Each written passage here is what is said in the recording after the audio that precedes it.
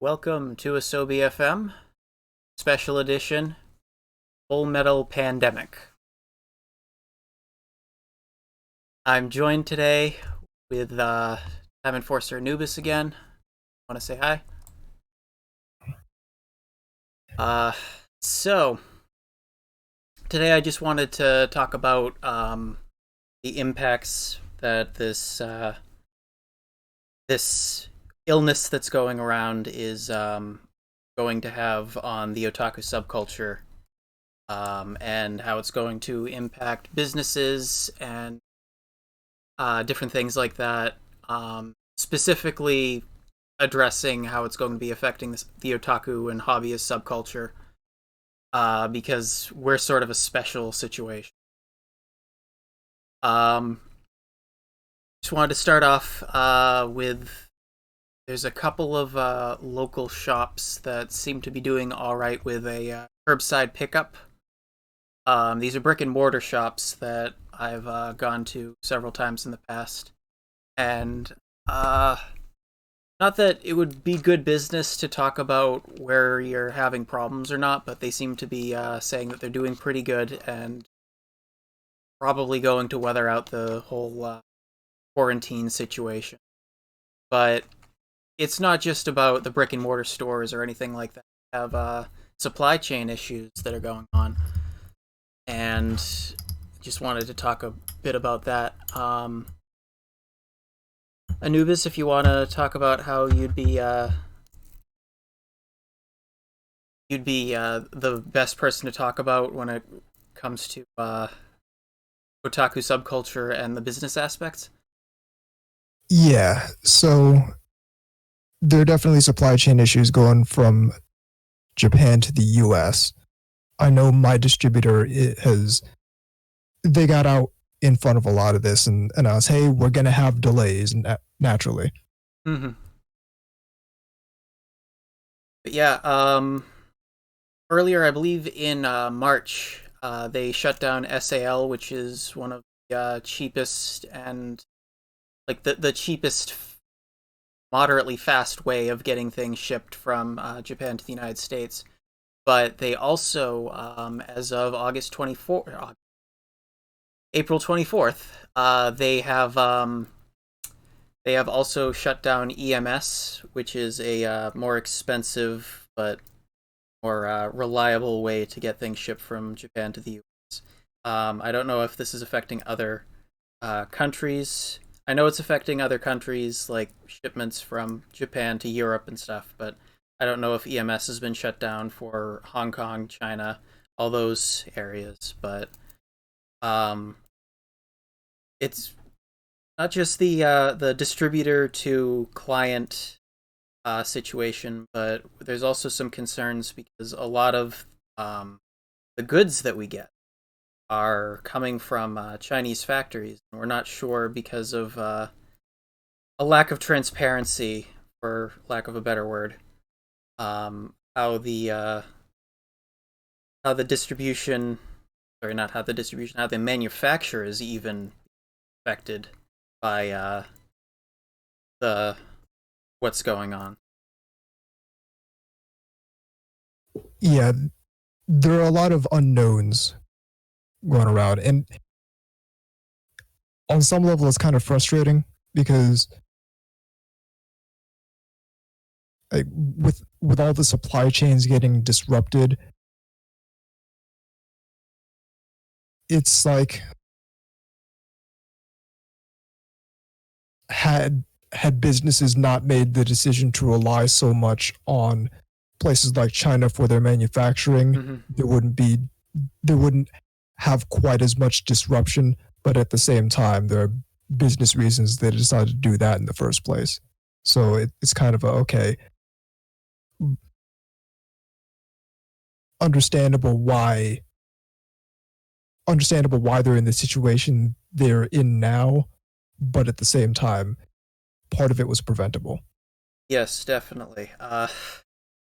That's I don't really want to get into the politics of it so much, but it's something that I think a lot of companies, not just companies in Japan who are manufacturing just plastic anime girls and stuff, but like much more fundamental businesses and more fundamental manufacturers like 3M who do medical manufacturing. Um, I think that in the next few years, if not in the next few months, if not right now, that they're rethinking how they're going to be doing their manufacturing business and who they're going to depend on, because it really seems like everybody's been putting all their eggs in one basket on this regard. It's I know that there are several figure companies that make figures domestically in Japan, probably not going to be affected by it. These are more like high quality manufacturers, though. I know there is one. I forget what they're named, but they have an injection molding process where they actually give depth to skin tones. Like they don't just paint the figures, or they don't just like slap one skin tone into an injection mold process and then done. They have like depth to it. They have like different shades to the skin that go deep into the actual the actual material. I know that they manufacture only in Japan because they have a lot of secrets on how they do that injection molding process. Um, but in terms of, and it's not just like lower quality stuff. Like you're going to get a lot of problems with Good Smile having uh, release issues because of this. I can Yep. imagine, and especially in the coming months. But it's funny because you looked around Annie Twitter especially, and they were saying, "Oh yeah, oh a quarantine. Yeah, that's something that I've been doing for the past 10 years. I'm a neat blah blah blah. But this is gonna start impacting in a lot of ways, and it seems like every aspect of from design to manufacture to production, um, sales, distribution, end user, all of it seems to be affected by what's going on right now. Pretty much every aspect of our lives. There's like no escapism in the material world currently. Yeah, it the whole I've been self quarantining for years thing that's very cute, but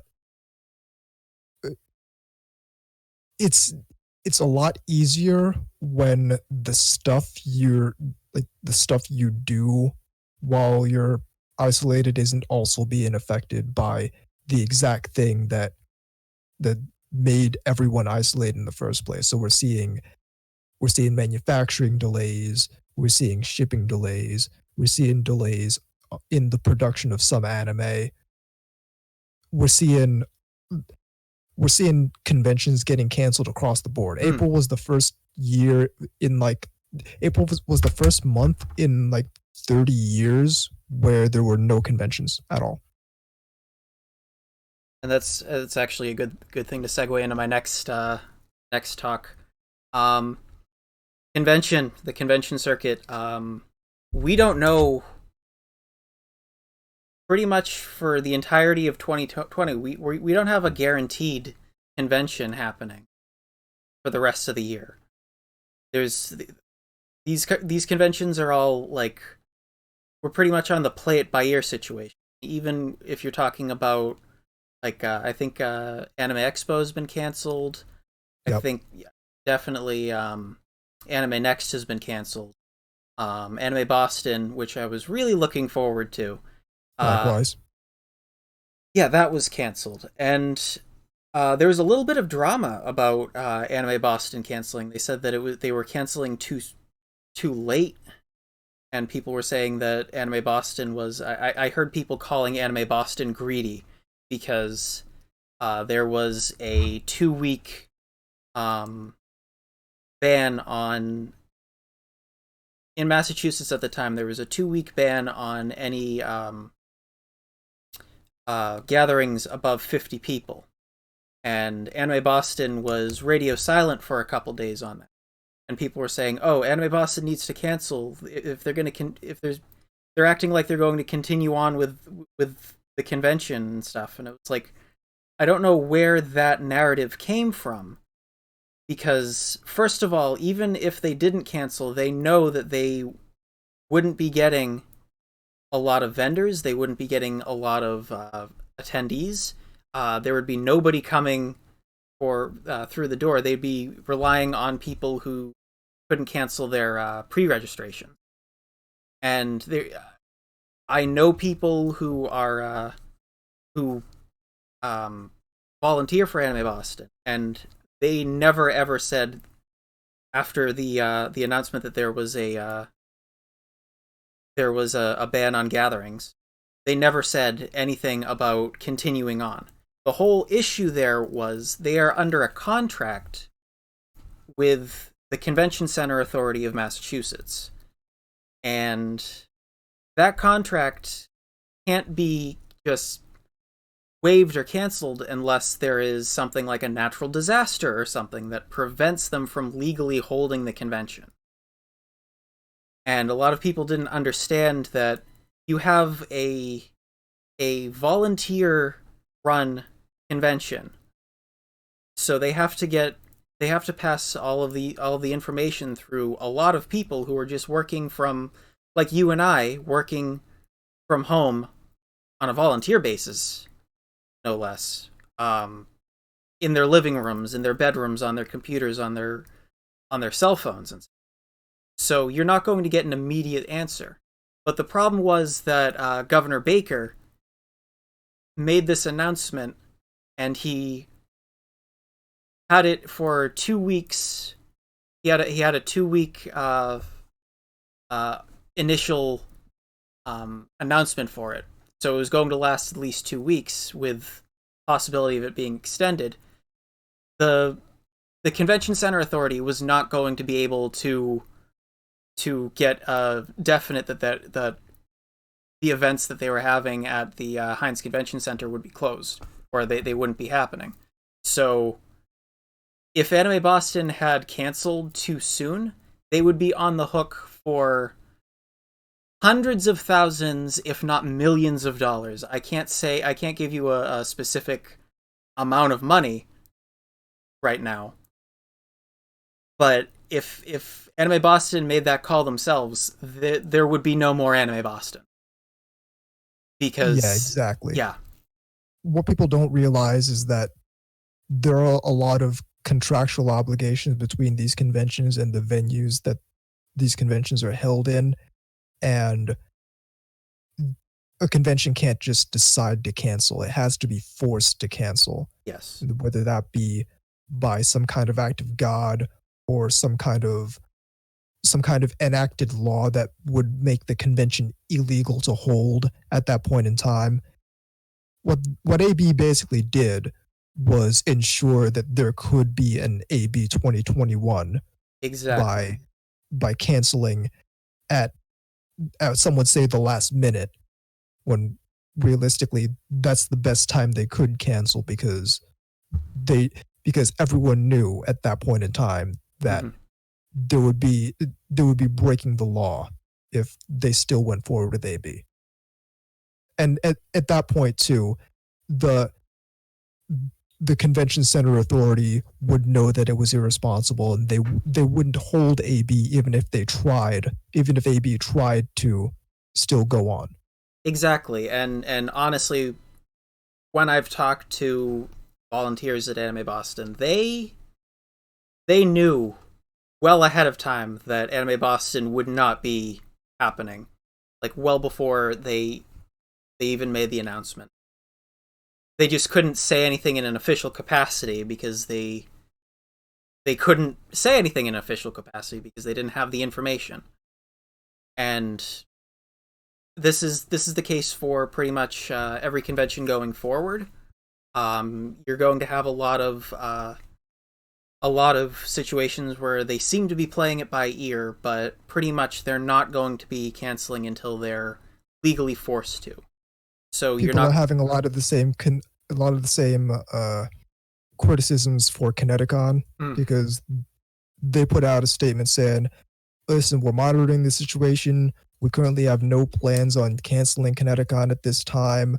What they're really doing is they're fulfilling their contractual obligation. So if by, I think July is when Kineticon happens, if by July there's still a ban on those kinds of gatherings, you're gonna hear an announcement from Kineticon saying that they're canceling the event. But you're not yeah, gonna hear it before then. exactly. Because there's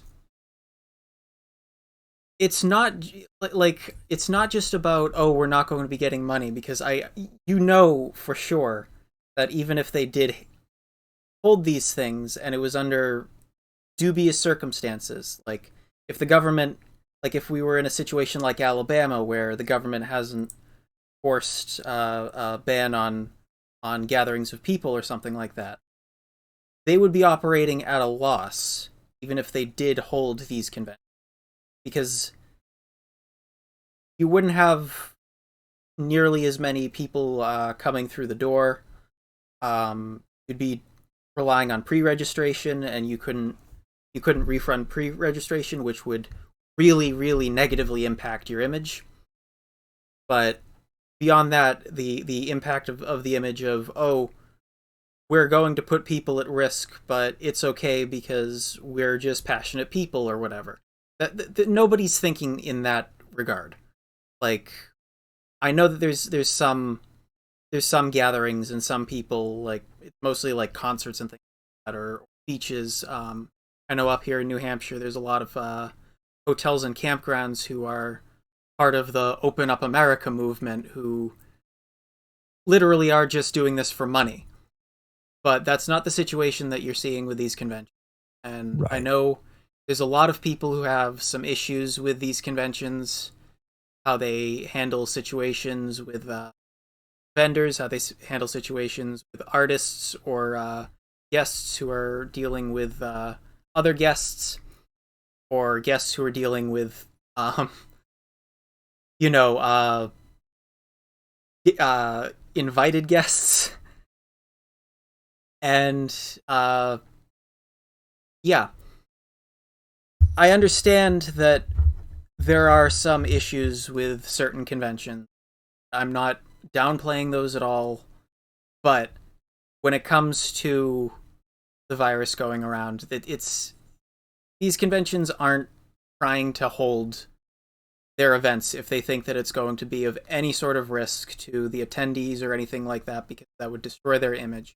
What they're trying to handle this in a fiscally responsible way that ensures that they'll be able to move forward after all of this is over.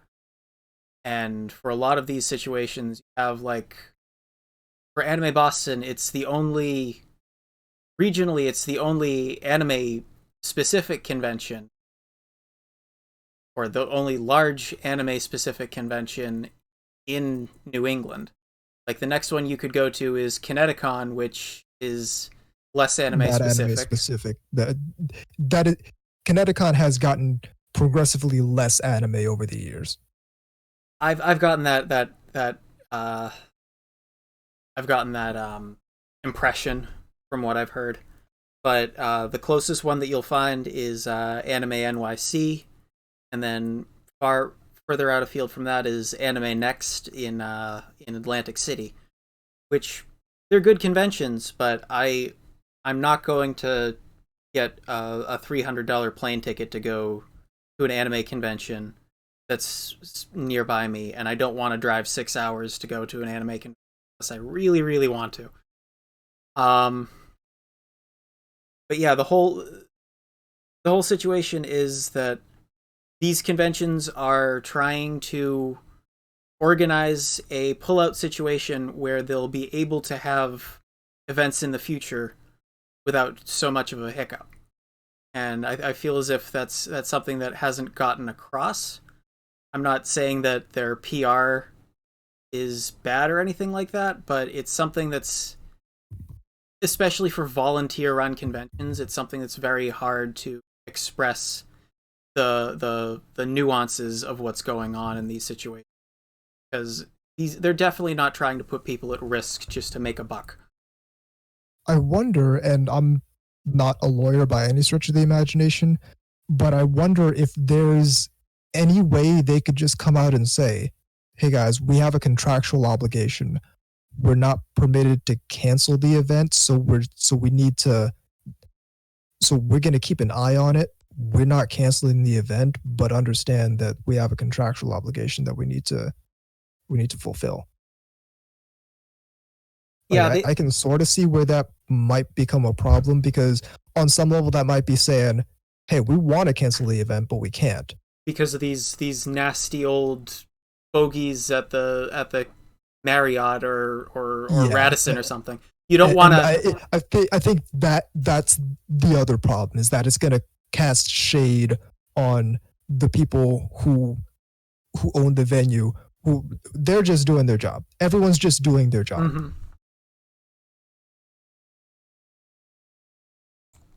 I think there's a. I think there might be a curse when it comes to Michelle Ruff going to Anime Boston though, because last year she was scheduled but she had to cancel, and then this year she was scheduled but they had to cancel the convention. That's the thing that sucks so much about this, is that this year I was really looking forward to Michelle Ruff and a few people from Studio Trigger going to Anime Boston, but it looks like Michelle Ruff might have to do a reschedule for Anime Boston 2021, and who knows if Trigger is going to want to go to Anime Boston 2021, because they were Yeah, definitely that's my thing, is, are we going to lose out on Studio Trigger now?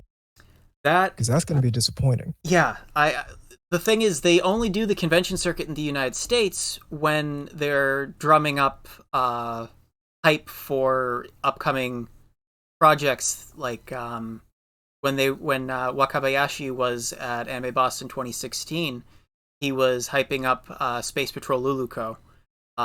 When they were at Anime Next in 2017, 2017, they were hyping, or 2018, they were hyping up Little Witch Academia on Netflix.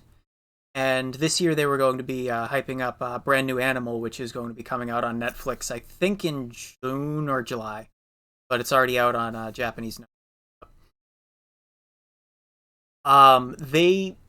They're not going to just be like, oh hey, we've got some downtime, we're going to do the convention circuit. No, they're in this for the business. They're in this to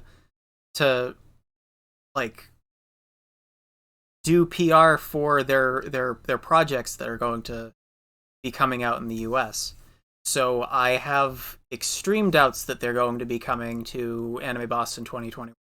Unfortunately. Yeah. But beyond that, we also, going back into the business aspect and how it meshes with the convention aspect. Um, a lot of these vendors, I'm not sure if they're going to be looking at like significant uh,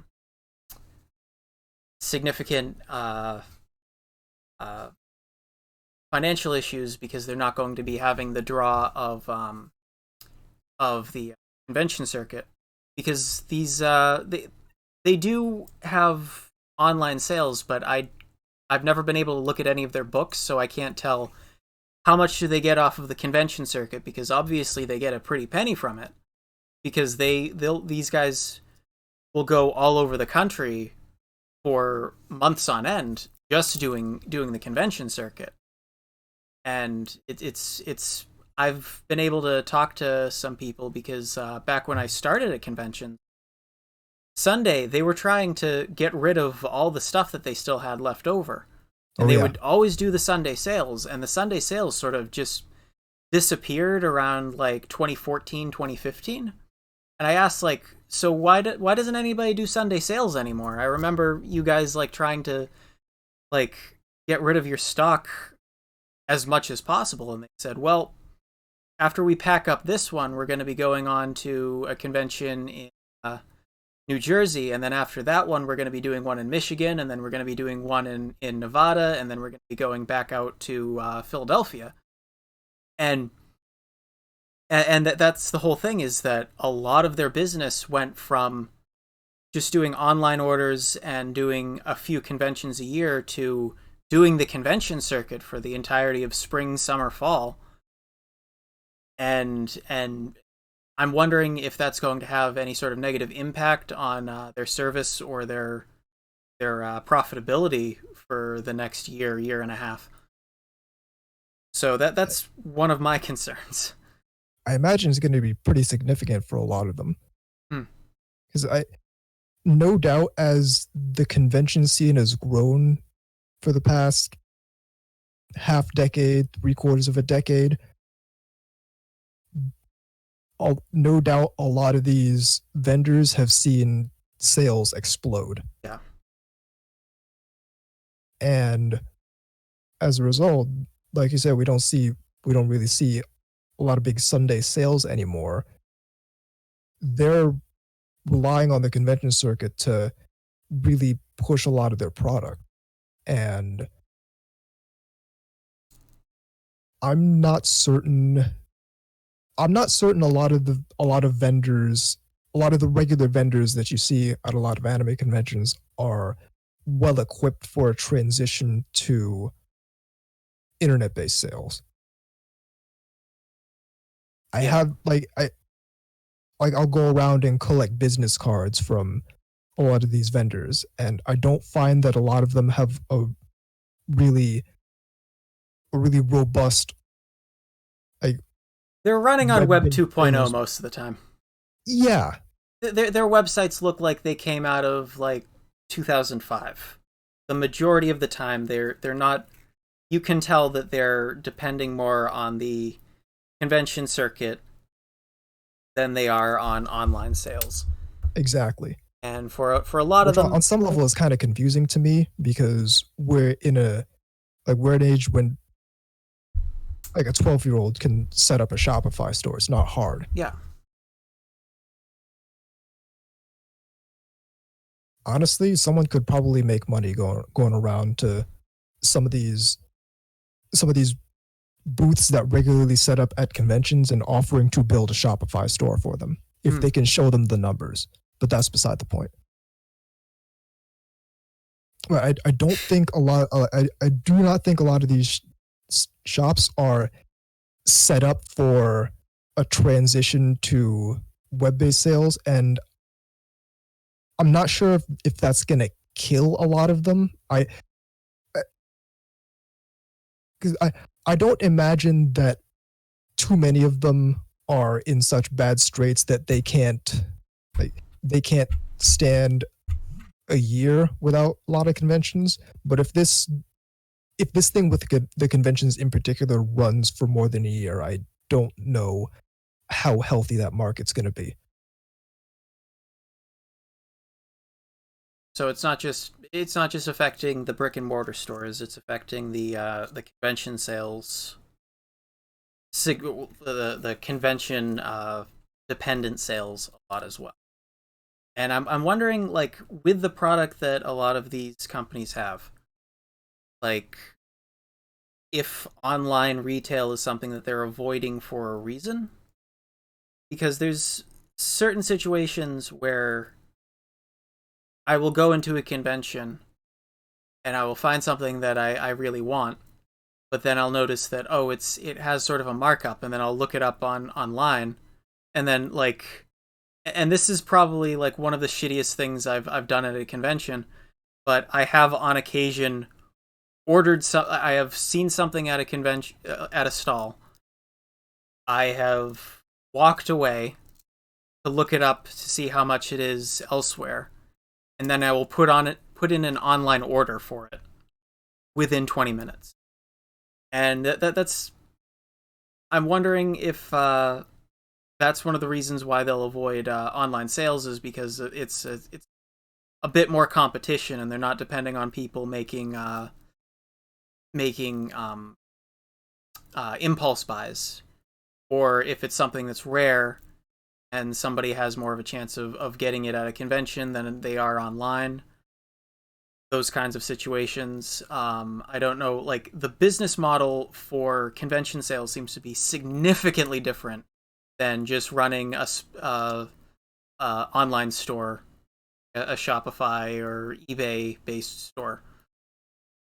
So I'm wondering if it's that, or if it's sort of the old guard of a lot of these retailers have been doing just convention sales for a long time, because they've been doing it since the 90s, when you didn't have as much of a market for online sales as anything else. I think it's a little bit of column A, a little bit of column B. Yeah. I do think that the shops that rely on the impulse buys and do the big markups, like ignoring what's going on online with the prices of the same types of items, I think their days are largely numbered. Mm. Due to the simple fact that, okay, everyone's carrying around this rectangle in their pocket with all the knowledge of the world on it. So, you, so far, you can't really, like, the time during which you can get away with doing a huge markup to products that you could easily order online and have at your door by the time the convention is over. Yeah.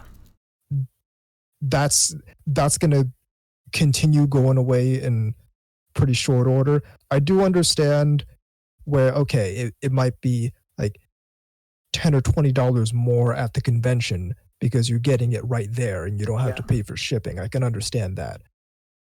But especially me going around as someone who runs one of these stores, so I know what the MSRP of some of these products are. Mm-hmm. So I can see when something is $50 or $60 over MSRP. Yeah, it's something I zero in on Nendroids a lot. Seems to be like the bread and butter of my collection. But you'll have situations where you go into a convention and see a vendor selling something that Good Smile Company still has in stock, and they're still shipping from their own website.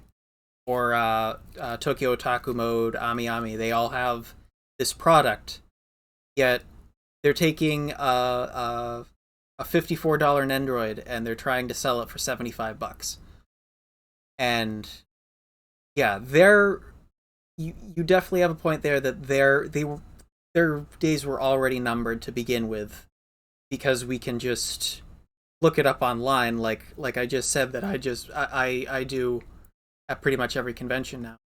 I've noticed that that practice seems to be going out of vogue a bit because I will a lot of the time find Nendoroids that are at the same price or even a lower price than I can find them online.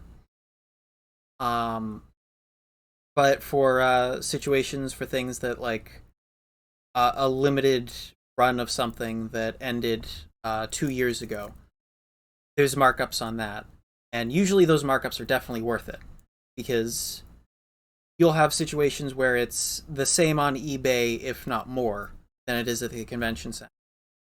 There are a couple of figures that I really wish I had just thrown the $200 that I would be spending on it into it already because they're pretty much impossible to find now.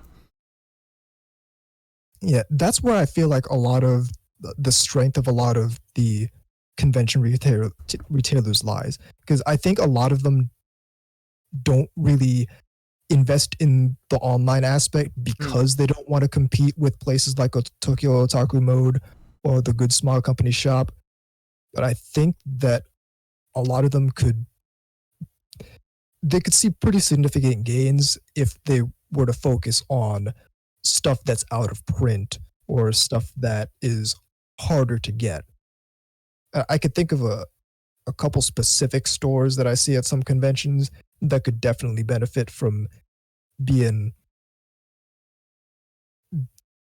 from focusing on that if they were to do a better online store. But I think for a lot of like the more like general purpose anime figure shops that you see at conventions, I think that that's kind of that's a more difficult business model because their whole model is okay. We carry anime figures, so if you want a figure from like the past couple years that you might find there, or if you want a Figma or a Nendoroid that's relatively recent, you might find it there. Yeah, there's Well, I think the smart ones, the smart shops, the ones that are run by people who are business savvy are going to see what's happening to conventions now as a kind of a signal that they need to change their business model or they need to shift to a more modern business model that doesn't rely on these conventions that were pretty reliable for several decades, yeah, but now we're realizing that anything can happen and the whole that whole market is done. And what I think we're also gonna see is I think it's also gonna be more difficult to run smaller conventions. definitely. Which is something that's been a concern of mine for years, even before any of this happened. Is that I've been noticing a lot of these smaller conventions really struggling, and That's something I've been saying for years too. Is that we had I think had several years ago kind of a fandom convention bubble, hmm, and we might still going up through 2019 we might have still been in the kind of at the tail end of that, but I think I think this pandemic might be the thing that bursts that bubble. Because I remember this was several years ago. There was a kind of a convention organization that was planning on running a whole bunch of miniature like 2-day conventions in hotels in like every state in the union. And they held one event in Connecticut, and then I think a few weeks or a month or two later, basically shut down their entire organization.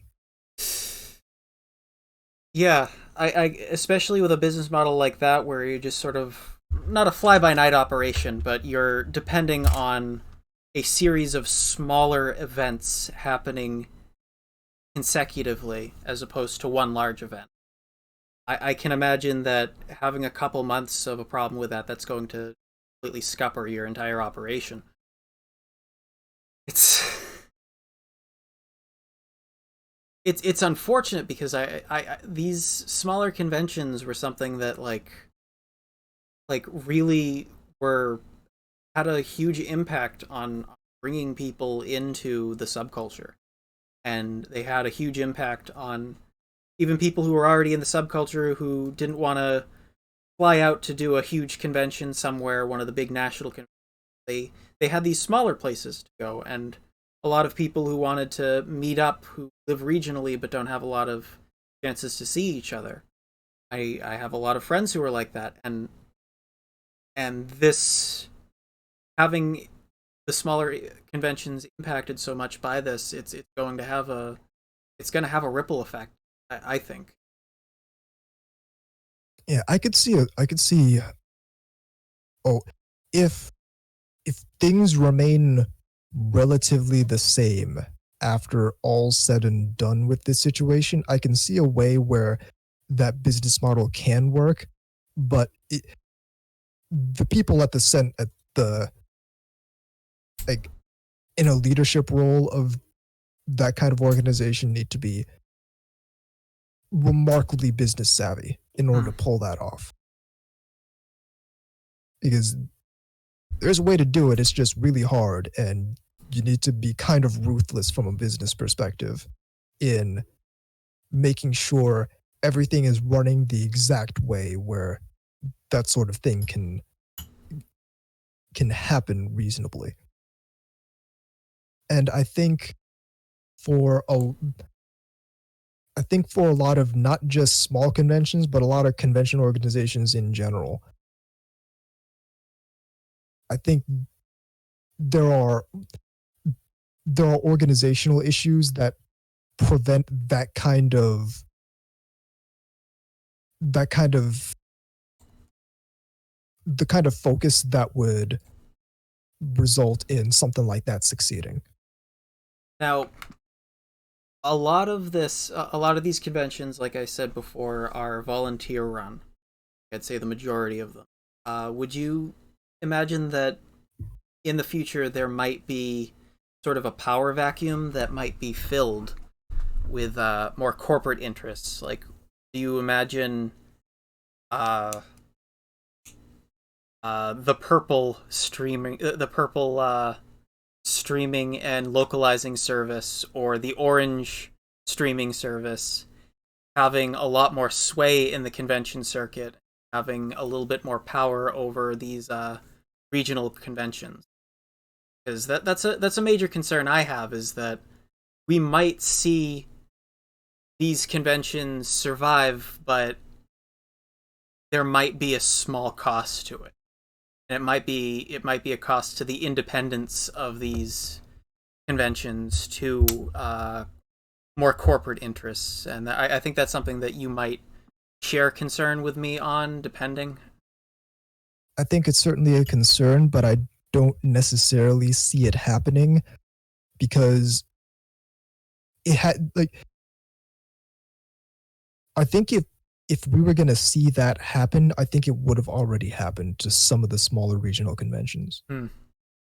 Like to my knowledge, and I haven't been in a few years, but to my knowledge, AAC is still very independent. Oh yes, AAC is ridiculously independent, but at the same time, they're having some issues with continuity on that. A few years ago, because I live like 3 blocks away from the convention center that they used to have it at. I can see it out my window, and I think it was 2018 was the last time they had their convention there, and I don't know if it was the convention center and the hotel split, or they're under different management now, but there has been like, you remember AAC at the hotel in Manchester. Yeah. Um there was, aside from the dealer's room, it was just a hallway. So there was not a lot of space to there was not a lot of indoor space to have the convention. It was pretty much everybody was going outside for most of it, or they were in the dealer's room, or they were in a panel. There was Right. no like there's no like mingling areas like you have with larger convention centers, like in Atlantic City, like they have at the Heinz in Boston, the Javits Center in New York. You didn't have that space, and that was honestly, I was glad that it got out of Nashua, even though that was a nice hotel. But it was still a downgrade to go from Nashua to Manchester because you had significantly less space. You had a little bit less. I think they have less uh, uh, panel rooms too, and Yeah, I think so. after they had to abruptly cancel because they had to abruptly cancel when they were doing it in Nashua one year, and then they had to abruptly cancel a couple years ago, and they had to move it to another hotel south of the Massachusetts border, and I didn't want to go down to Massachusetts for a convention. A lot of the draw for me was that it was in my own state and I could just like roll on down there. But I don't know what they have for plans in future or where they're going to be in future, but I am very concerned about AAC in the future. Right. And to go back to the concern we're talking about, I think if there was interest from the major licensing firms to start financing these smaller conventions, I think AAC would have been the canary in the coal mine for that because regionally, I think that's the biggest small con I know about. Yeah.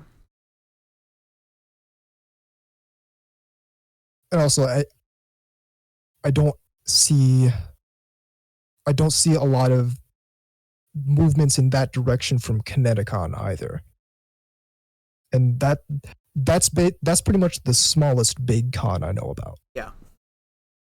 I I wouldn't be so concerned about for lack of a better term corporate takeover of the smaller cons because they're not exactly they're not exactly profitable ventures for a corporation to undergo. Um, a lot of their appeal comes from mainly just being like a small convention for us, more or less exclusive group of people because you're not going to have somebody flying out from Michigan or from California or anywhere like that to go to AAC. But you'll have that for Anime Boston. You'll have it for Anime NYC, um, Anime Expo, all of those. But they seem to be more in the they seem to be more solvent in that regard that they would be able to operate independently more. So I guess like to counter what my concern that I had earlier is that the smaller conventions have less of a risk of being taken over or losing their independence, but the larger conventions are more able to maintain their independence because of their size. So I and it just doesn't seem to be financially feasible for a corporation to run a tiny convention with 1,500 people going to it. Right, exactly. Especially when there's an opportunity to run a a convention with a lot more draw, a lot more people go into it. Yeah. And I don't necessarily see that being prohibitively more expensive than doing the same at a smaller convention. I think Kineticon would be the one to watch if we're keeping a lookout for that paradigm because they're a relatively small big convention. They still get a lot of interstate draw from New York and from Massachusetts and a lot of people who go to AAC who also go to Kineticon. but they also get a lot of high profile guests. I think that's their main draw right Yeah. now, is that they get a lot of really big name guests. So I think if we're looking out for that concern, I think Kineticon's one to keep an eye on. All right. I'm looking at AAC's website and their Twitter feed, and there has been radio silence since February 16th. And they're planning on holding it in Westford, Mass, the Regency Inn and Conference Center in October. And they, given their size and all that, and especially because they're going to be having it much later in the year, there's no real. They don't seem to be talking about any sort of impacts that the pandemic is having on whether they're going to be running their convention. Um, so Kineticon has been canceled, right? Kineticon hasn't been canceled yet. Okay. They're doing the thing where they're saying they're monitoring the situation and that they don't currently have any plans to cancel, which tells me that they're waiting for something to run in the way of their contractual obligation to say, okay, now we're forced to cancel. Mm-hmm. But currently, the official word is that there are currently no plans to cancel Kineticon.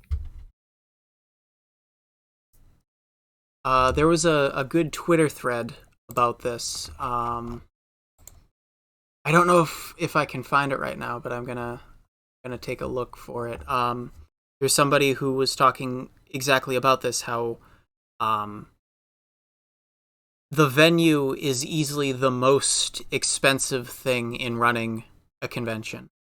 Like, you can have all the guests you want, all that kind of stuff, but the venue itself is the big ticket item that they have to look out for, and that's the thing that won't be refunded. Exactly. So it's not about, like I said, it's not about, they're not canceling they're not postponing or not saying that they're going to be canceling because they want to continue having it. They just don't want to run over their contract and then suddenly lose out on hundreds of thousands or millions of dollars.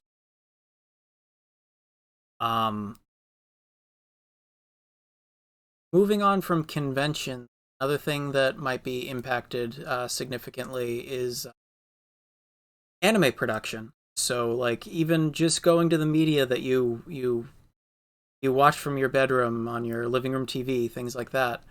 Um, a lot of these productions are going to be impacted. Um, the situation in Japan I've been monitoring it for months now, and it seems to be that they're getting through it with significantly less of an issue than other countries have been dealing with. But Tokyo has been a major concern that it's going to be another global hotspot for it.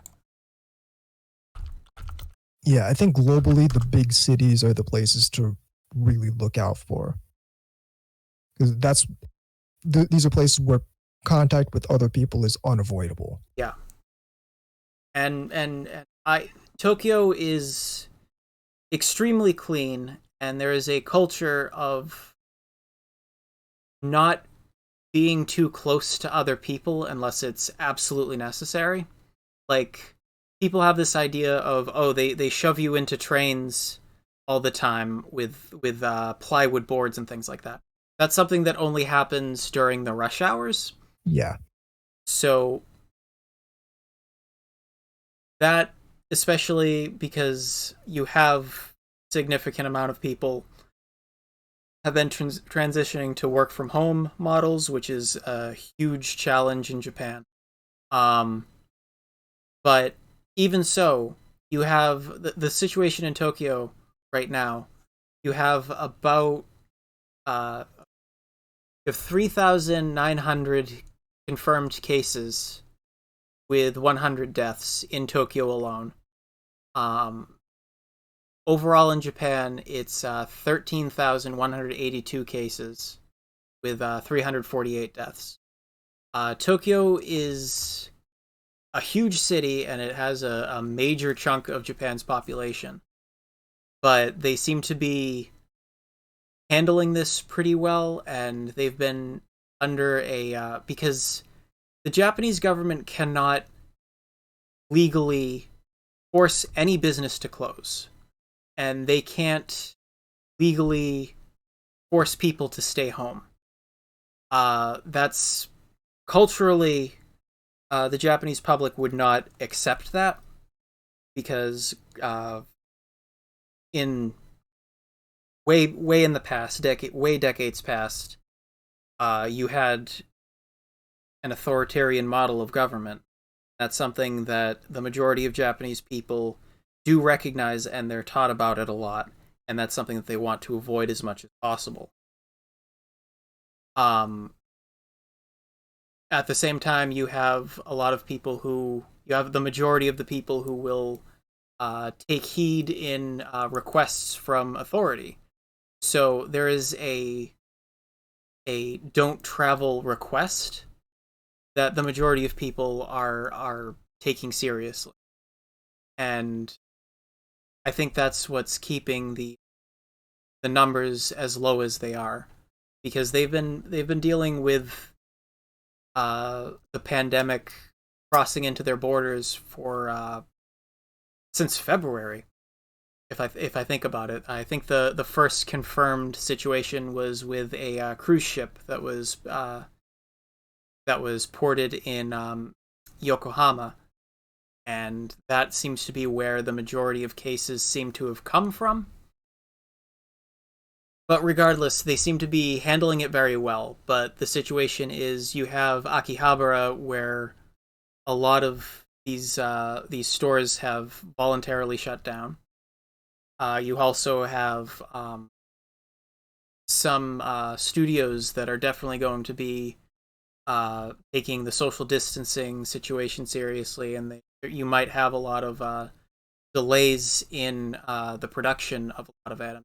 I haven't heard any. I haven't heard any news stories about this yet, because we just recently crossed into a new season of anime, and it seems to be going forward as planned. But I haven't heard of any titles that have been postponed or anything. Do you know anything about this? Uh, the third season of Oregairu, which I was looking forward to, got delayed. Hmm. I know some others got delayed. Uh, Our Days at the Breakwater, the Moe fishing anime that was delayed. Oof. No Guns Life second half, that's delayed. And those are the ones I currently know about. Hmm.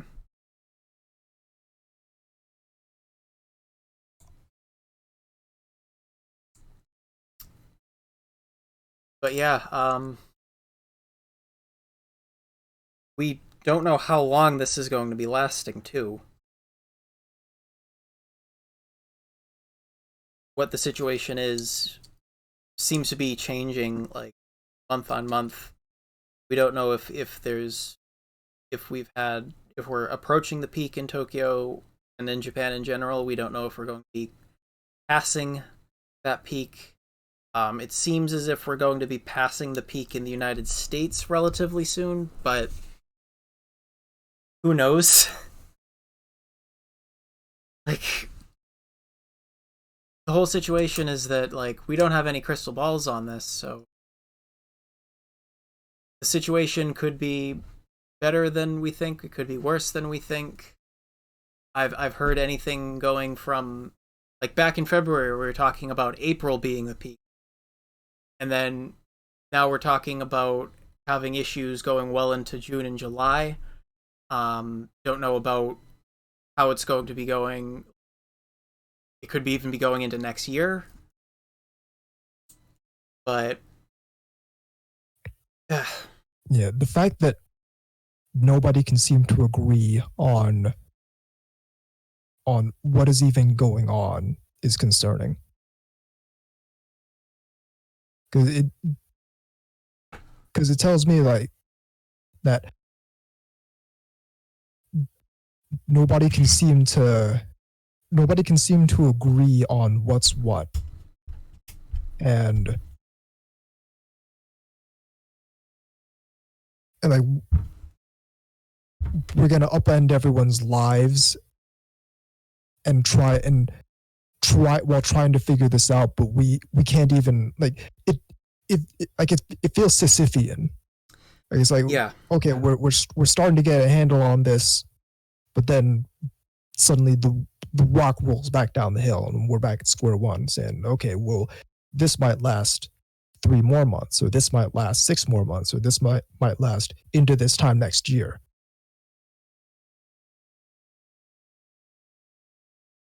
it's the And it just trying to look forward and anticipate what might happen if this lasts that much longer, and none of it looks very good.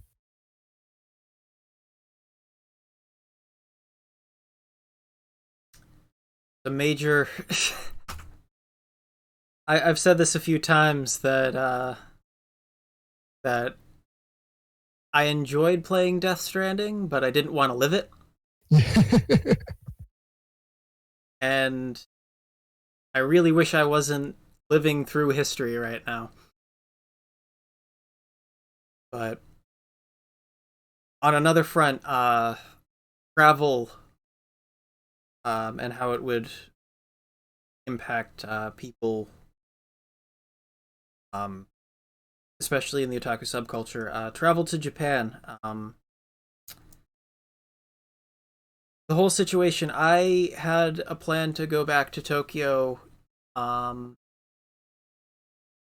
in about a week, and it's been like this time last year. I believe I was in, where would I have been? I was in I was in Yoko I was in Yokosuka and Enoshima yesterday around this time of year. Forget what I did after that. I was probably somewhere in Tokyo. I think I made a daily trip to Akihabara because it was a 15-minute walk from where I was staying. But anyway, travel to Japan. It went from, oh, we're not really concerned so much, to, oh, if you get here, you're going to have to spend 2 weeks in quarantine in your hotel, and you're not allowed to use public transport until you've gone through your 2 weeks of quarantine and you're healthy. And I was trying to make plans to still go to Tokyo and use a work from home model from Tokyo and just work a night shift in a hotel room. And then it went to, they're preventing people from certain countries, including the United States, from even going into Japan. And that seems to be continuing on into the future. And for a lot of people, I know it's really heartbreaking, because I had one friend who went in February, and then I had I don't even know if I can count them up. Like 8 or 9 people that I know personally who were going to be going in April, and then I was going to be going in May, and all of that just disappeared, like, overnight. I have been given the option to reschedule my flight for a later date. I'm looking at September, but I don't know at this point if I want to just do the reschedule and use what I already paid for in credit to a flight in September or May of next year or something, or if I just want to just take the cancellation, because we don't have any information what's going on. Like, Right. That's the most frustrating thing yeah, about it. because the only the only situation we can even compare this to happened 100 years ago during the Spanish flu pandemic. That was 100 years ago, and it was a flu and not the type of virus that we're dealing with now. So it was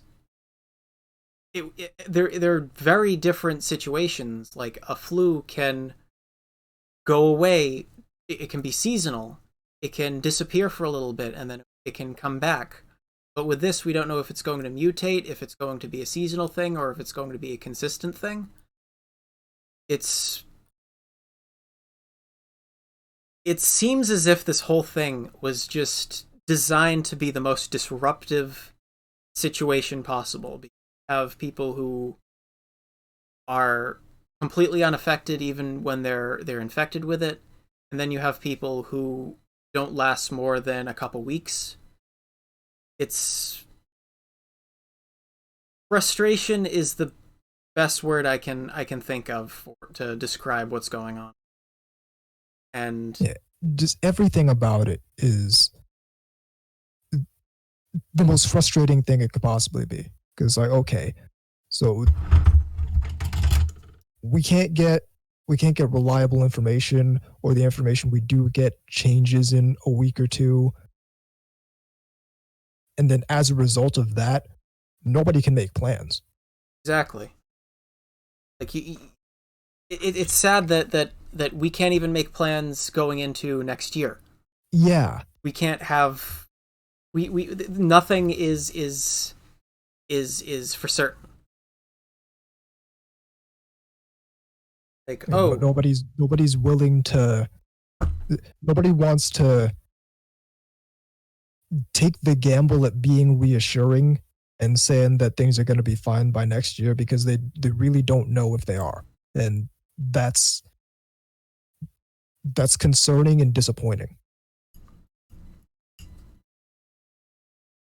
and it seems to be just affecting every it not seems to be, it is affecting every aspect of life.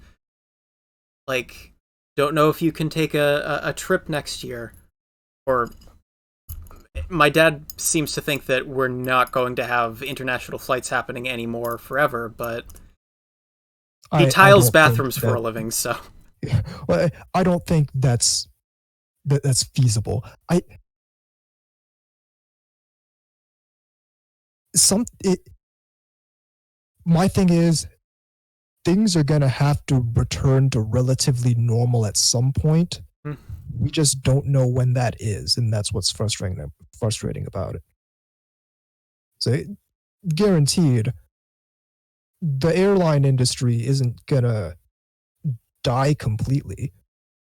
yeah, We're probably going to see some pretty significant shakeups, but it's not done for. exactly, yeah. It's just the whole situation that we don't know, like, we don't know where we're going to be, if we're going to be getting tickets for vacations like in 3 months, in 6 months, in a year. We don't know. We can't make those plans ahead of time. And even for like supply chain things, we don't know. Like, I don't know if I can get things shipped from Japan in a lot of situations. I don't even know. A lot of people don't even know if we're going to even have a postal service in 3 months' time. I think we're going to have a postal service in 3 months. I think that, Yeah, I don't think that's a massive concern.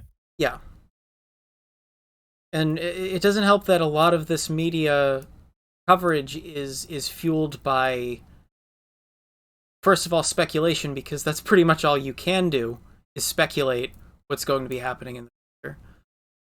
And you also don't know, like, if you can trust a lot of these news sites because they're going to want to run with the most provocative headlines they can get.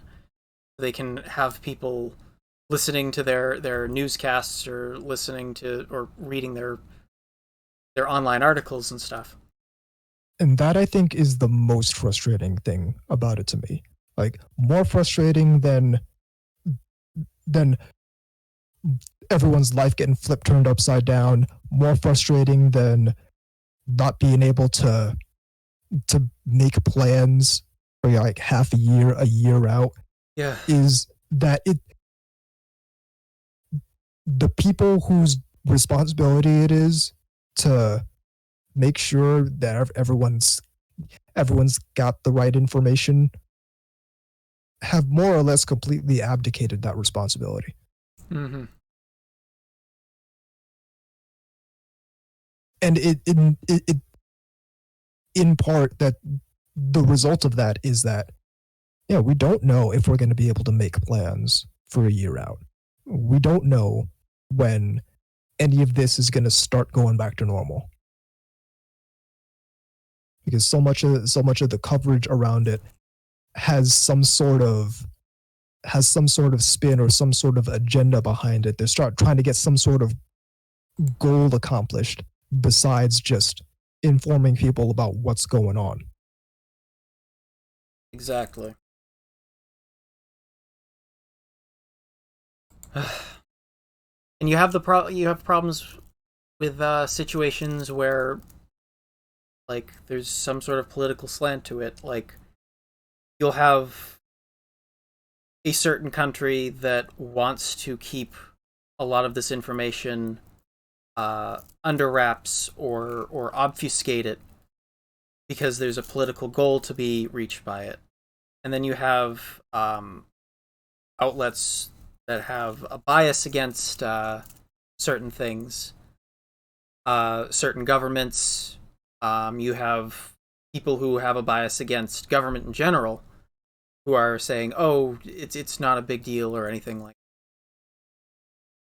Or other ones who are saying this is a huge deal and we need to have more situation. We have to have more control over people's lives because they're going to be making unhealthy choices, and a lot of this doesn't seem to be like focused on the aspect of it that is public health and more focused on other aspects that they want, like they want to have some sort of Brave New World situation coming out after this is done.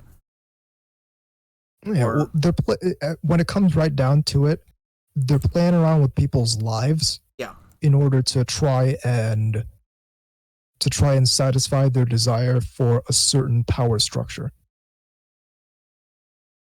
And like, that's, you could say that's no different from politics in general. Yeah, they'll but, take any situation. Yeah, it's particularly egregious in this kind of situation, because now that, like, it's very transparent. Yeah. Like, you can't, there's no way you can look at this and say, oh, okay, well, they're not just disregarding aspects of people's, in some cases, their lives, but certainly also their livelihoods and their, like, their quality of life, in order to satisfy a certain political paradigm that they really want to impose upon other people. Or in certain circumstances, they're using this as a distraction. Like if we can have everybody inside and worrying about a virus, then we can maintain our goals and inhibitions in other situations that have nothing to do with the virus, that we otherwise wouldn't be able to get these laws passed, get these military operations out of the way, those kinds of things. Yep. This is sort of a departure from where I was I was initially going with this cast. But anyway, I just a few minutes ago thought of a situation with like you said, smaller conventions, larger conventions, how they're going to be impacted by not being able to plan out for possibly a year or more. Would you do you think that a possible solution to this is like a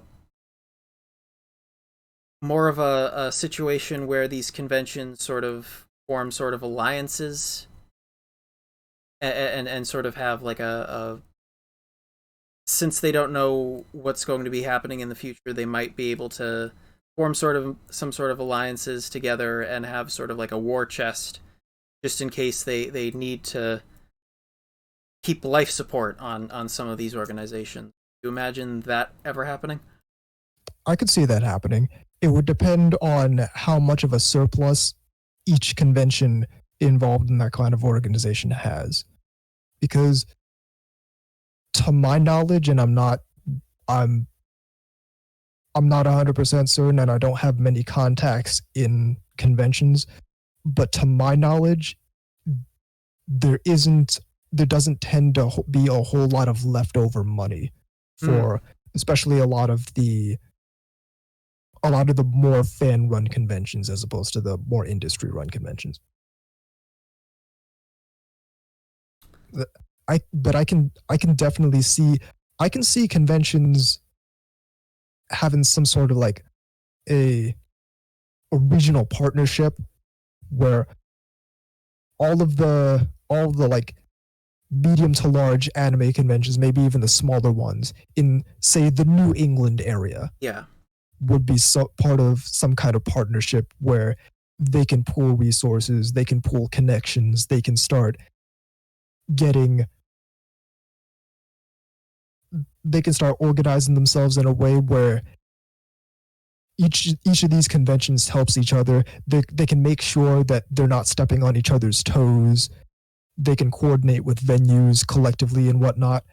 I think that sort of thing can work, and it, I don't necessarily think this particular crisis would be the kind of the jumping off point for that though. Yeah. But thinking more about it, like for the volunteer and fan run cons, especially in the New England area, I know that there's a lot of friendships between organizers of a lot of the cons in this area.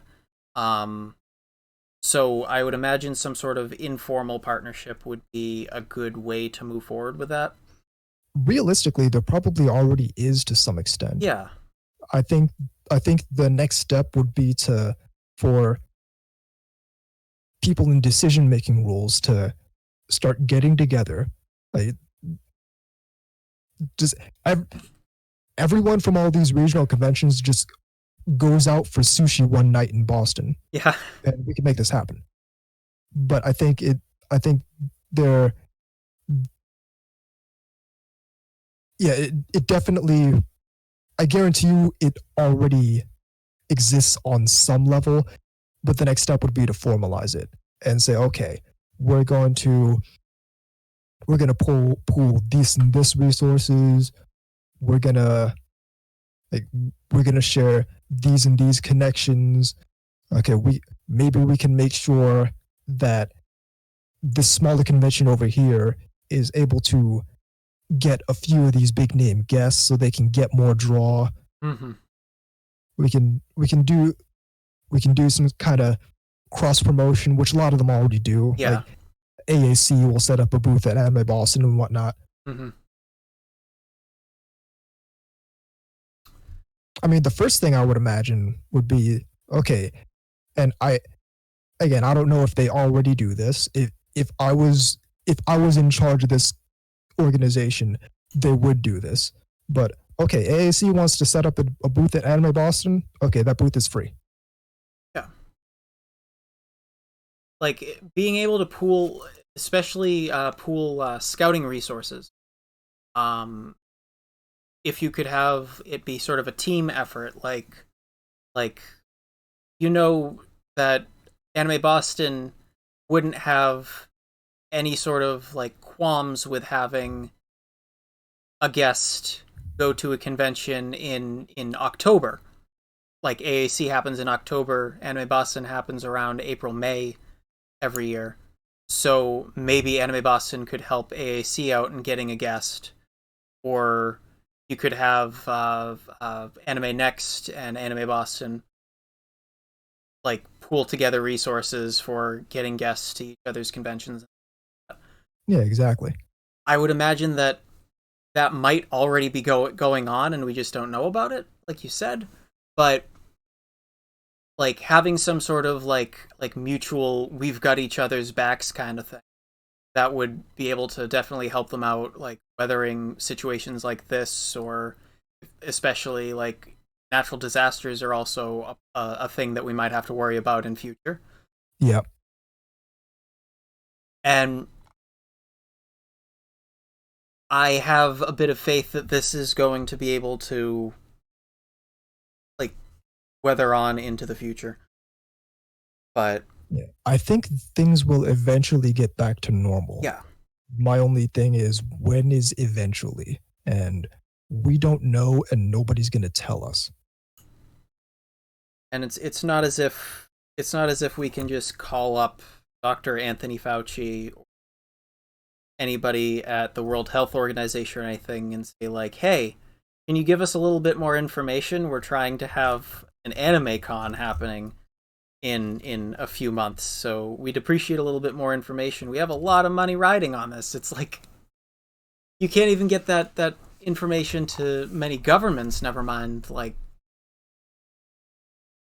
And then, even if you were able to do that, the concern is, okay, how accurate is this, and can we trust people's lives to this information? Because yeah.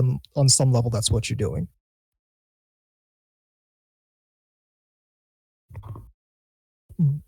But one thing I do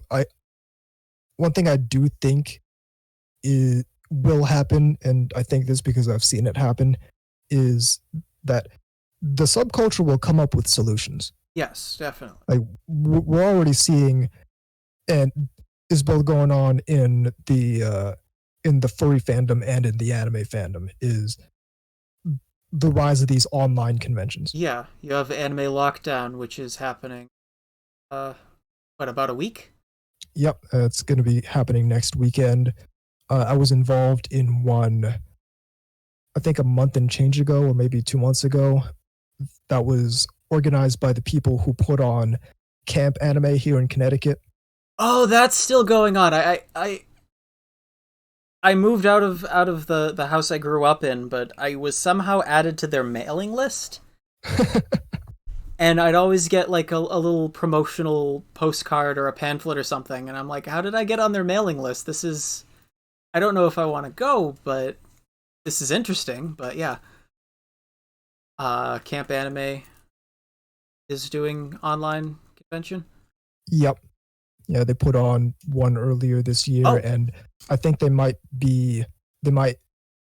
have plans for one around the same time Camp Anime actually happens. hmm. Anime Lockdown does look very interesting. They even have industry panels too. And Yeah, so I'm full disclosure, I'm on staff for Anime Lockdown, oh, oh wow. so there is quite a bit of planning involved with that. But the the people involved are really pumped, and the people who are doing, we've got artists, we've got vendors, we got most of the stuff you see in a normal convention is just all being hosted via Twitch Hmm. and Discord. So I think that having the tools at our disposal today, I think that the subculture is going to come up with solutions, and it's not going to be quite the same. Like, what we're going to see after all this is said and done is that there's going to be basically two types of conventions. There's going to be regular conventions like we're used to, and also a bunch of online events that are in the same vein as a convention, but that that rose up during this era, and I think a lot of them are going to stick around because it it's certainly a lot cheaper to run these kinds of events than it is to run a regular convention. This is it's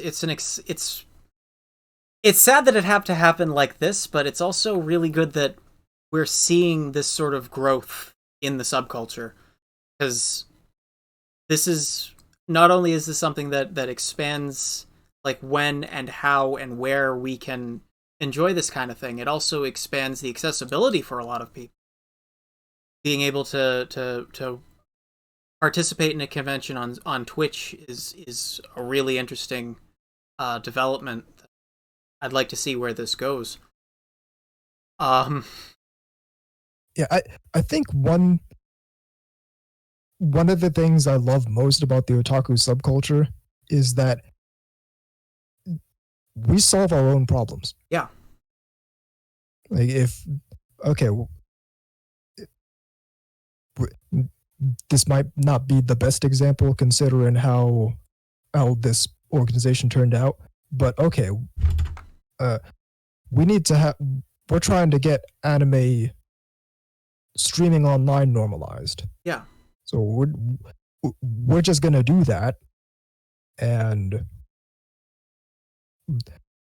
when they start complaining, it's eventually gonna turn into a real life business deal.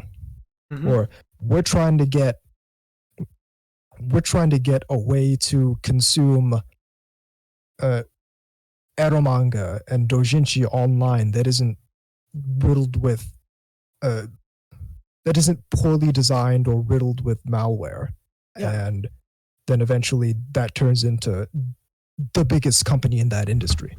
It's you can go all the way back to sci-fi convention Yep. and notice that essentially what the subculture has been doing has been solving problems and adapting to situations.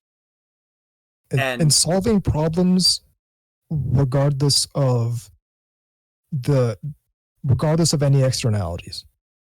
Like they're just trying to solve the problem, and it doesn't matter if it's in a legally gray manner, or if there's some sort of if there's some sort of thing that to to people on the outside looking in would seem like an insurmountable obstacle. I, we use the tools that are at our disposal to find a way to make things happen. yeah, you have people who are coming from all walks of life. These conventions, they're very hard to put on. So you have a lot of people who are doing graphic design. You have a lot of people web design. You have a lot of people who are doing these organization things. They're writing up all these emails, making these systems to be able to handle applications for anything from artist alley, dealers, panelists, guests. You have people who are contacting guests. You have people who are talking to the industry. You have people who are doing translation work. You have people who are contacting studios and industry professionals in Japan. You have people who are you have sound design. You have people who are doing all of this stuff. It's you have to have a lot of people from so many different backgrounds, and they're all coming together. And what they're doing is they're solving a problem. It's essentially just crowdsourced engineering. And I think that's the biggest strength that we have here, is that we have so many different kinds of people, and we've had this diversity the entire time, that we've been able to overcome a lot of situations like this. And Yeah, exactly. yeah, In the subculture, there are so many disparate groups who all come together because of the subculture, and as a result you get people from all walks of life, all sorts of mentalities, who can get together and create something that solves the culture's problems. And yeah, what I don't think a lot of people realize that is that these are all just legitimate businesses. They're just all run by people in the subculture to solve a problem for the subculture. Yeah, It's entrepreneurship, but it's it's all sourced from within the culture. exactly. And I think that's something that is relatively unique to the otaku subculture, at least at this point in time.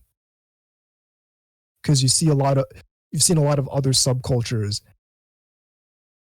kind of get noticed and put on by the mainstream culture, and so they start to incorporate elements of the larger mainstream culture into it.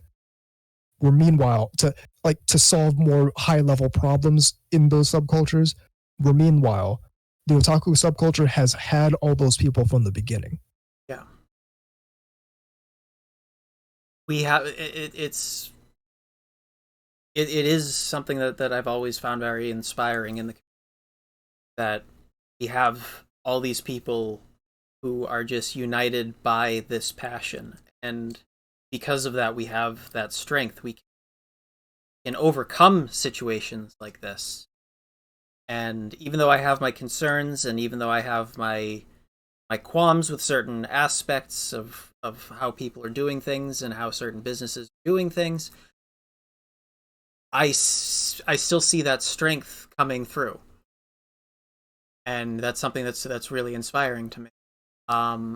And going back to discussing a certain streaming site, if they hadn't built up an audience of people to prove that there is a demand for that service, then it's questionable that we would have ever had an anime specific streaming service coming to the United States at all.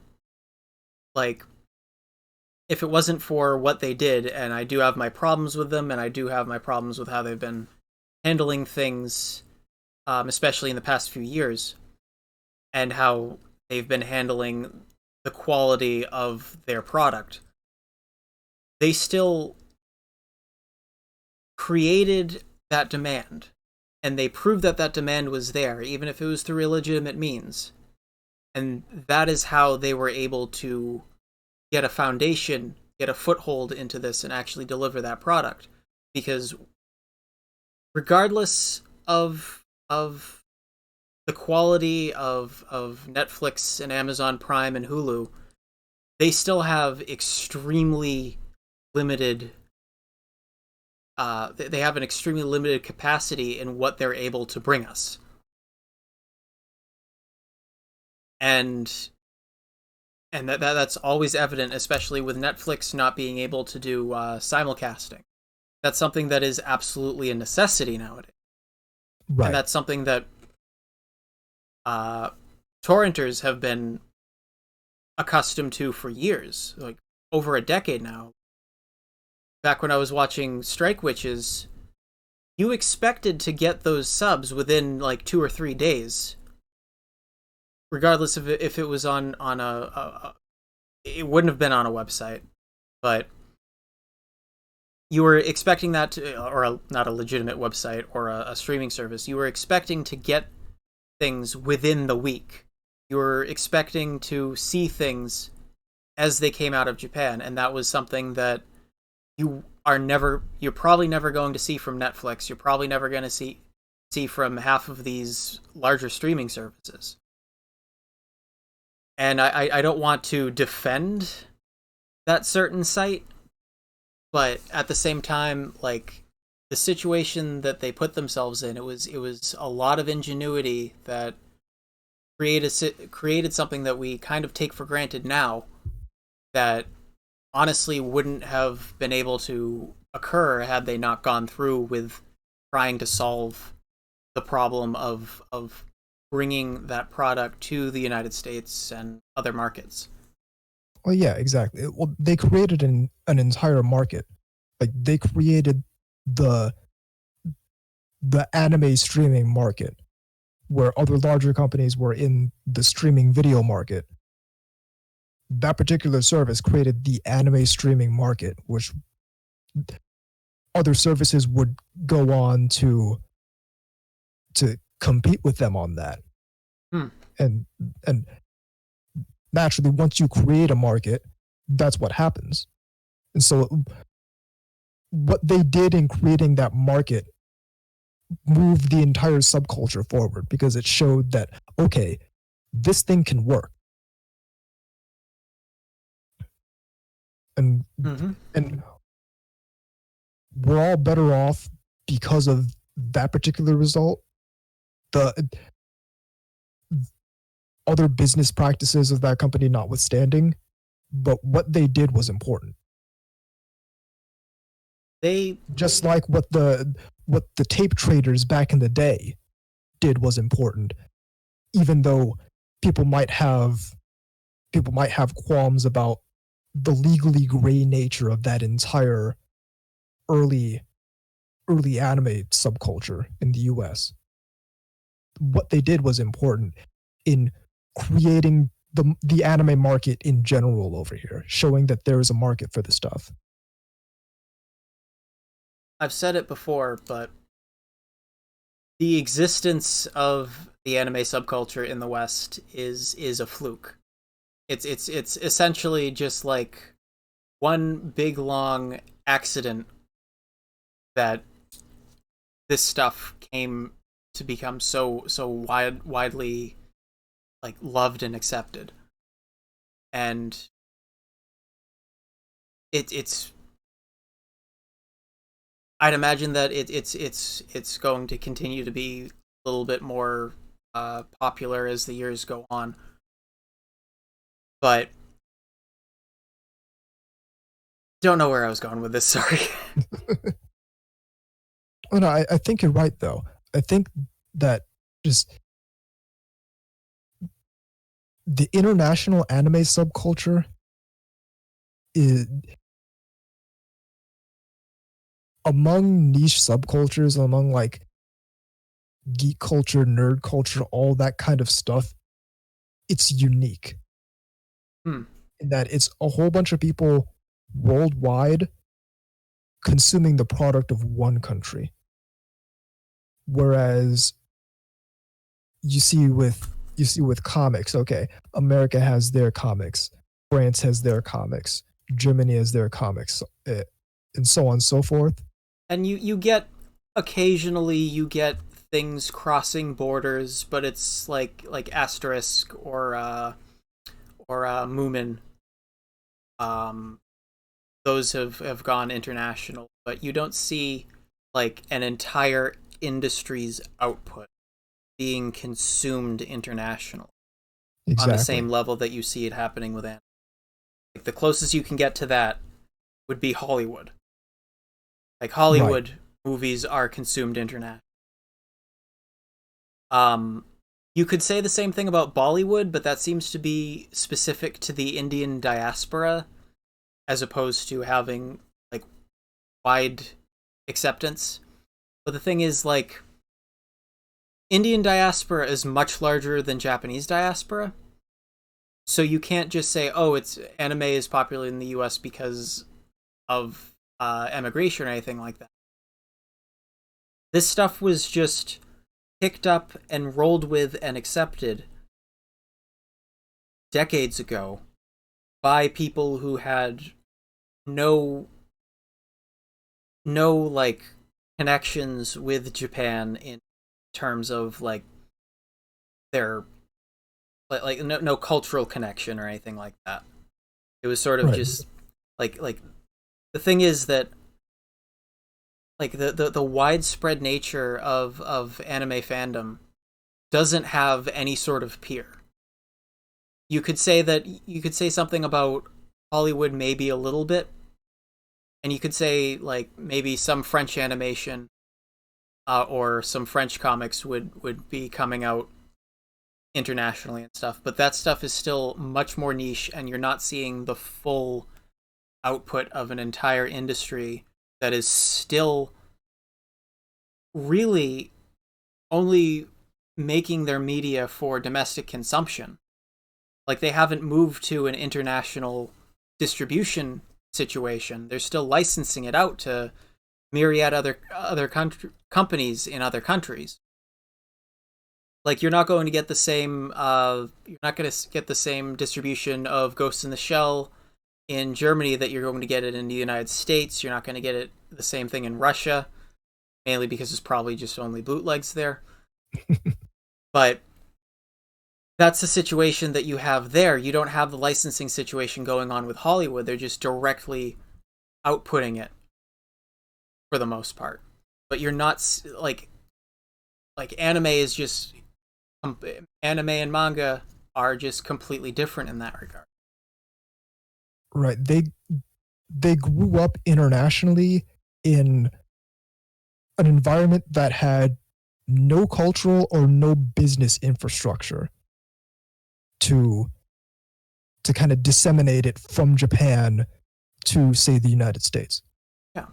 It was just some people who like like a few people who had collectively discovered anime and decided, okay, oh, we have some I know a dude in Japan. I'm gonna have him record Battleship Yamato on VHS. Yeah.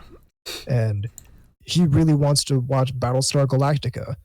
So I'm gonna send him my tape and he'll send me his tape. And then in a very grassroots manner, that grew to where some people got the idea, say, hey, maybe we can sell these tapes. And then some down the line, someone got the idea where, okay, maybe we can buy the license and produce the tapes ourselves and then sell them. Like the business infrastructure grew up, and I feel like this might be true for almost every aspect of the subculture internationally, is that the business infrastructure grew up in an environment where grew out of an environment where it was all gray market. Yeah. Or at the very least, it was all import market. Exactly. That's the situation was that it grew out of a gray, like you said, it grew out of a gray market, and it wasn't sort of like industrially put out there. There was not like a foundation for it. And more or less, we still the industry, there is an industry that has grown out of it, but it's still very much grassroots, and it's still very much mostly driven by the consumer more than it is any sort of like corporate interest. Like the popularity of anime isn't it's not like these corporations threw this out and said you're going to like this and then everybody liked it. It's the situation was the demand just keeps growing, or the demand might shift or create new niches in the market. And you'll get situations where you have like an anime about cute girls who are also guns, or cute girls who are also battleships, or World War II ace pilots and things like that. Like that's not the kind of thing that you'd see coming out from like a corporation having their what's the word for it? Cynical view of trying to make a cash cow. Right. Because they wouldn't have been able to, in their wildest dreams, think that would be a cash cow. And for the most part, even in Japan and in the United States, what becomes popular is driven by the consumer as opposed to trying to appeal to the lowest common denominator. It's going for a niche rather than as many people as possible. Exactly, because they know the niche will buy it. And it's one of the only entertainment spheres aside from like low budget things or streaming, YouTube, things like that. It's one of the only entertainment spheres where the majority of the power comes from the consumer as opposed to like what corporations think will be the next big hit. And you talk about how this is the strength of the production committee model, in that being able to share the risk on that, being able to produce these things while not having it bankrupt one company or another, because you distribute the risk evenly amongst different companies, and they have their risks in other places, so they might make an immediate hit off of one thing and a slow burn off of another thing. And I feel as if this model seems to flow very well. And I think that the having a community that's able to face challenges like adapt to changing demands and changing formats and things like that, being able to work on the fly with that is one of the major strengths we have, and that's why the community part of the subculture is the most important part of it. Right, exactly. Because when it comes down to it, the subculture gets built around what the community wants and what the community does. So when an anime comes out based on a light novel or a game or something like that, it's because that property was already popular enough to get on people's radar and say, hey, maybe we can sell more of this by making an anime version of it. Exactly. But then at the same time, you have a lot of extremely popular manga and extremely popular toy lines and things like Little Armory doesn't have an anime. Does it? It doesn't. I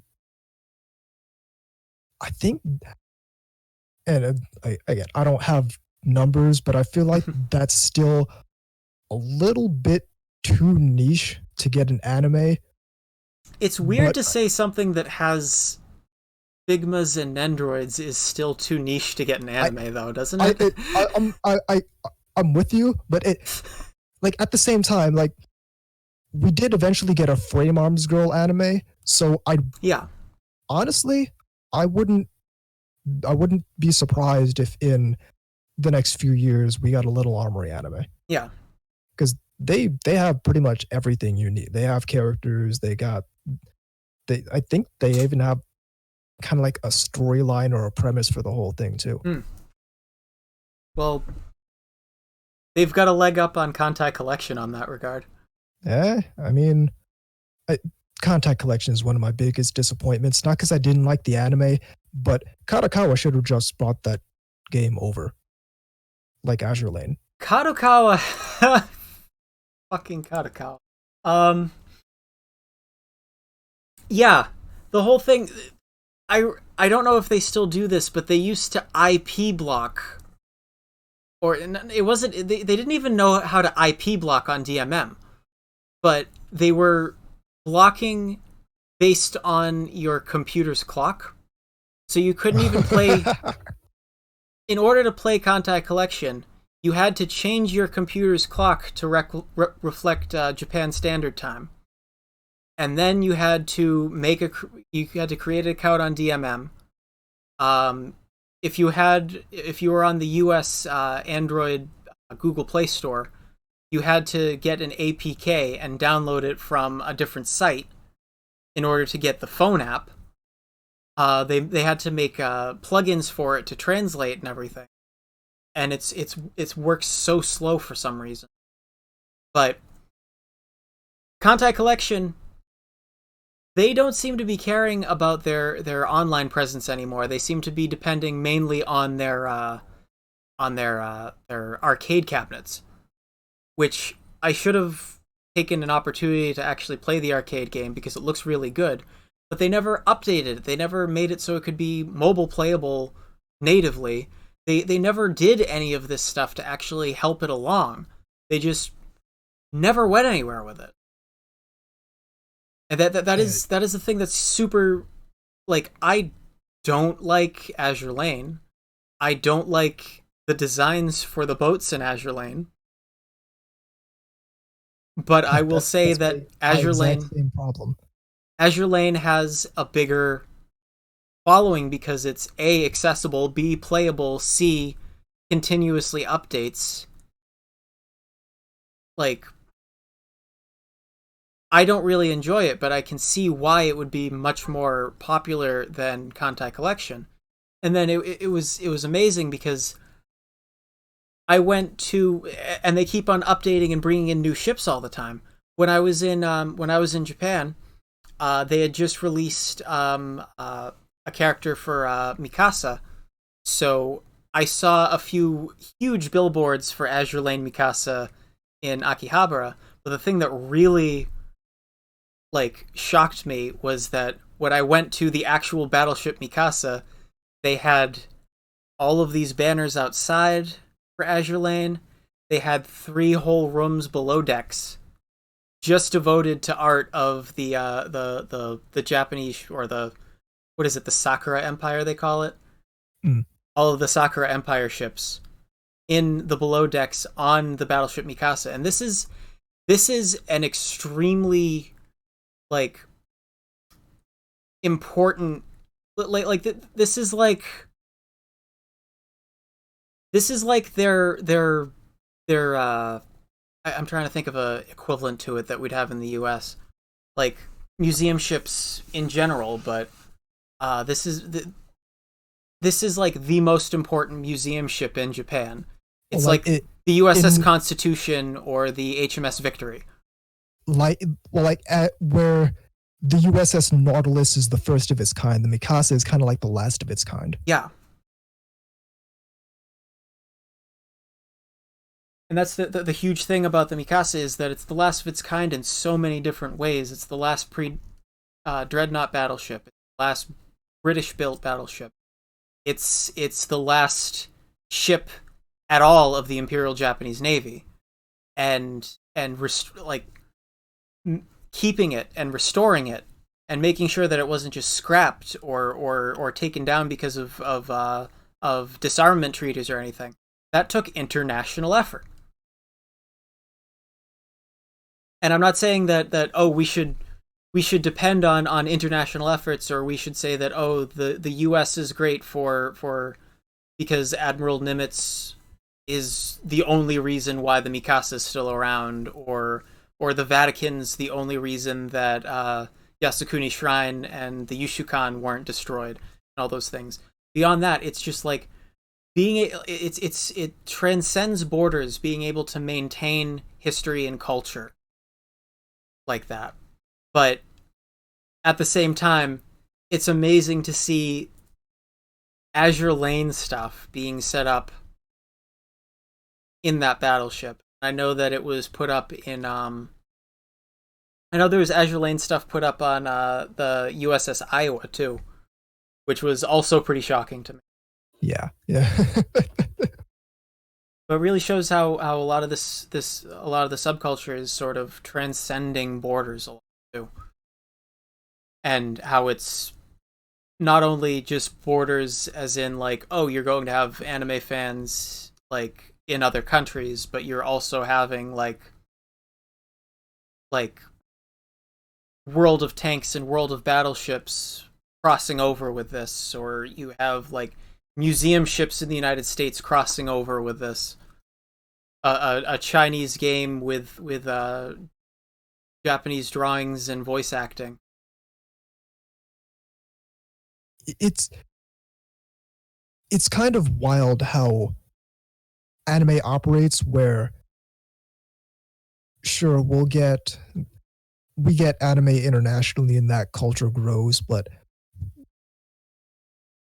Japan will also take things from other cultures and turn them into anime. Yeah.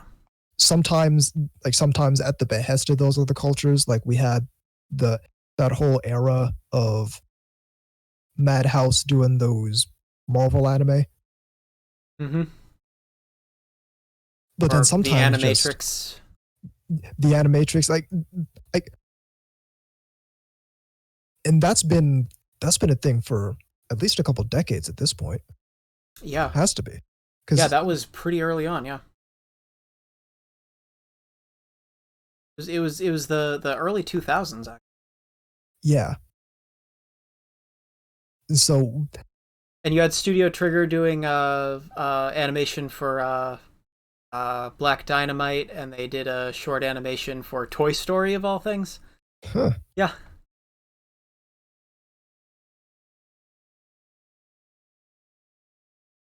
And then in turn, the people from those originating cultures will turn around and consume the anime from of those properties from their culture. yeah,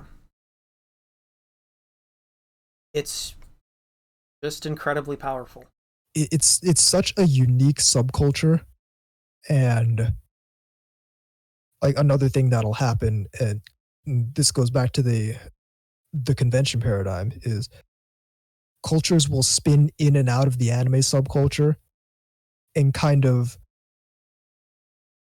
pluck pluck this way and that way the anime subculture operates to Yeah, take back to their own subculture. Like any fan convention that's like more focused, like the My Little Pony convention or the Doctor Who convention, all of them take cues from anime conventions, hmm. like specifically. It is an extremely unique situation.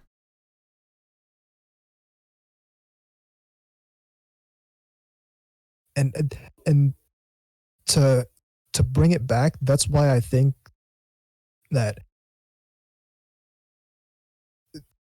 while things are eventually going to get back to normal, the solutions to the problems that we do have currently are going to be lasting, Yes, and they're they're gonna bring about not a change but an evolution in the subculture where we're going to explore new ways of doing things while also sticking to the old ways where it's appropriate. exactly, we're adapting to things. Right now, we're in sort of a proving ground to see what's going to be successful, what's not going to be successful, what's a stopgap measure versus what's going to be a lasting staple to the subculture. And And what elements of the subculture are not quite as necessary anymore as we thought we were? What elements of the subculture were part of a bygone era that hung on because we were clinging to old paradigms? And in this, I'm specifically thinking about a lot of the a lot of the convention booths that, like, the the ones that are moderately to less successful. mm-hmm. Maybe they were sticking around because they were part of an old paradigm that we hadn't shed yet, because we have things like the internet, because we can order stuff very easily, and because it's not necessary to go to a convention to get an anime figure that came out earlier this year. Yeah, I'm I started off wondering if this is going to have an impact that would water down things. It seems to be more of a evolution into like just a new way of doing things. And I was worried that and still to a certain extent, I'm still worried that the new normal is either going to be too much like the old normal or it's going to be too different from what we've come accustomed to.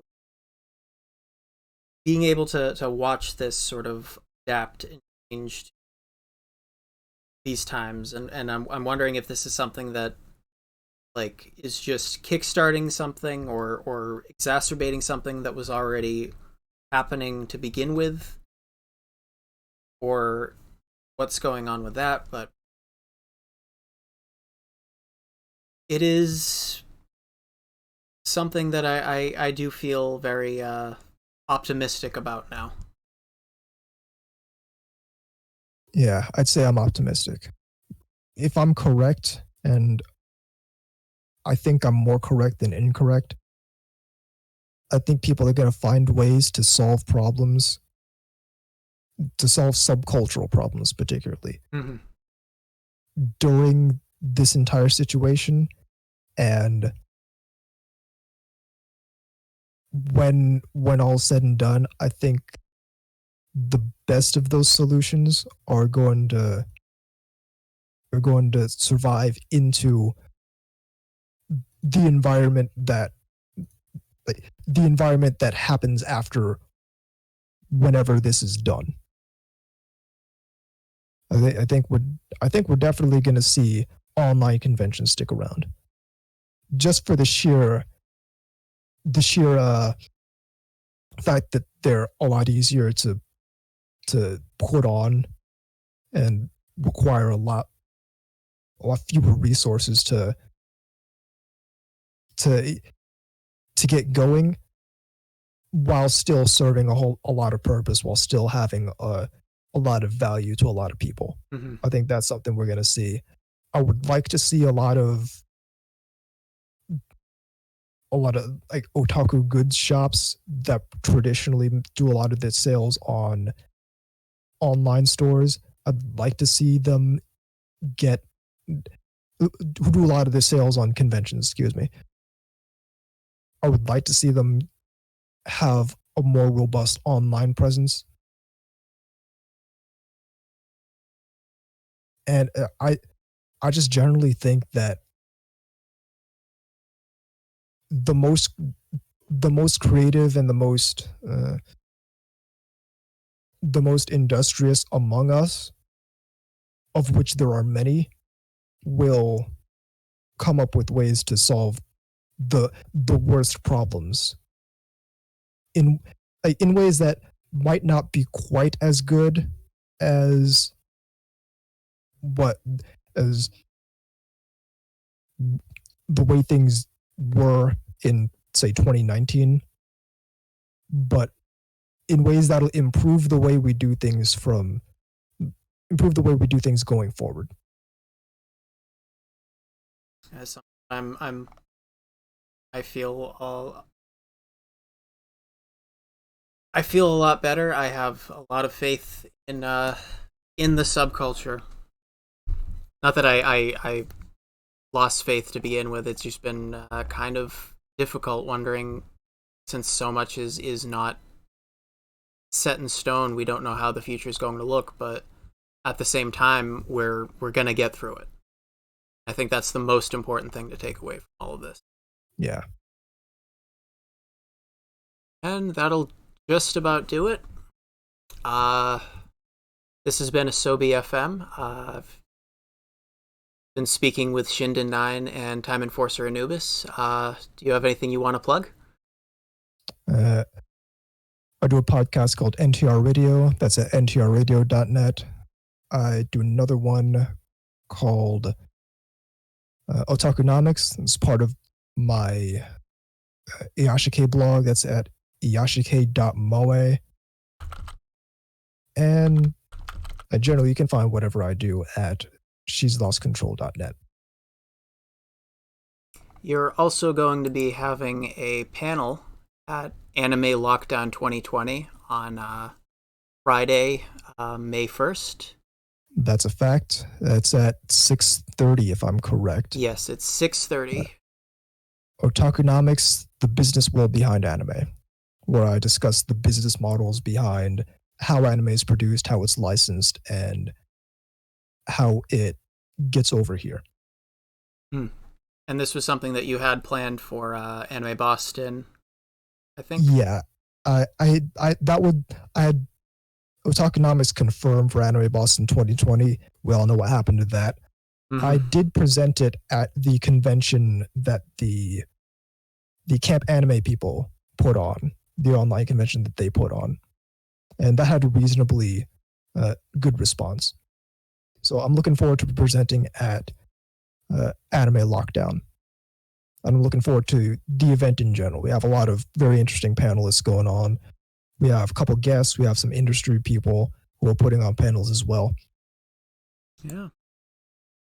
Pretty exciting. It's unlike anything I've ever seen before, so it'll be something to look forward to. Well, I don't have much to look forward to, but this is definitely one of the only things at this point. But yeah, this is pretty exciting. Anyway, thank you very much for listening to AsobiFM. We'll see you in the future, God willing.